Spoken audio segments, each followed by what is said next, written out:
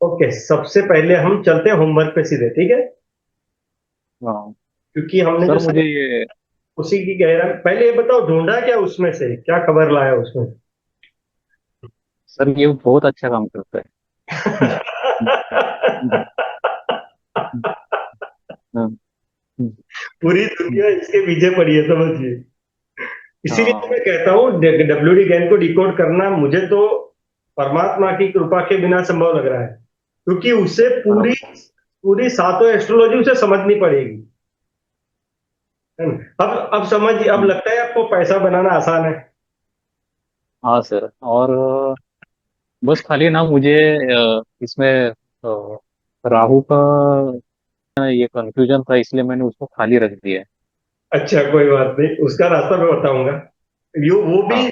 ये भी क्वेश्चन गहराई में, अभी इसका भी जवाब किसी को नहीं मिलेगा। ओके। देखिए, ओके। चलिए अब मैं हम्म। आपको यहीं पे क्लियर कर देता हूँ कि ओके। राहु और केतु, है ना, हम्म। इसका कोई फिजिकल एग्जिस्टेंस नहीं है। नहीं है। वो, हमारी पृथ्वी जिस तरीके से घूमती है, तो हम्म। एक नोड, साउथ नोड और नॉर्थ नोड, इसे वेस्ट में बोला जाता है, ठीक है। ठीक तो वो हिसाब से जो एंगल बनता है, उसी लिए उसको राहु या केतु माना जाता है ना। अब ये करता क्या है समझिए, इसका खुद का कोई एग्जिस्टेंस नहीं है, लेकिन हम पुराणों में चले, हमारे है। शास्त्रों में चले, तो राहु एक राक्षस असुर हम्म। है ना, जिसका सर है, हम्म। जो बोल सकता है, सुन सकता है, देख सकता है। केतु जो है वो नीचे वाला पोर्शन है ये। नीचे वाला। अभी तो जब हम मंदिर में जाते हैं, देखिए गणपति है और हनुमान जी है। हम्म। हनुमान जी पूरे दास है, उनका खुद का कुछ नहीं है, श्री राम जी बोलेंगे वो करेंगे वो, ठीक है।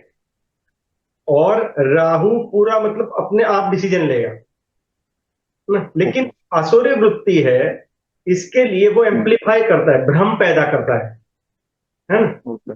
तो वो भ्रम कैसा पैदा करेगा, तो 21, ठीक है, हम्म। और हम्म। ये, ठीक है, ठीक है। यहां हमारे लिए सेल साइकिल है,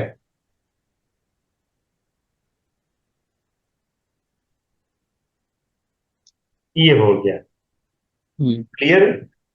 हम्म। इनडायरेक्टली ये एक साइकिल गैन साहब ने दिया गया है टनल थ्रू द एयर में, ठीक है। हमने दोनों बार चेक किया, दोनों बार सेल ऑन राइज मार्केट है उसमें, पोजिशनली आप ठीक। सेल कर सकते हो, ठीक है। हम्म। हाँ,